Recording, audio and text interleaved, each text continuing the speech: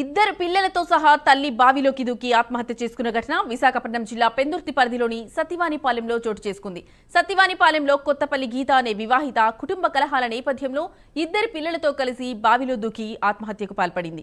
ఈ ఘటనలో తల్లి గీత, 7 ఏళ్ల కొడుకు మృతి చెందగా కూతురు యోక్షిత ప్రాణాలతో బయటపడింది. బావిలో యోక్షిత అరుపులు విన్న స్థానికులు చిన్నారిని కాపాడారు. స్థానికుల సమాచారంతో సంఘటన స్థలానికి చేరుకున్న పోలీసులు మృతదేహాలను బయటకు తీశారు. తల్లి బిడ్డ మృతితో సత్తివానిపాలెంలో విషాద ఛాయలు నెలకొన్నాయి.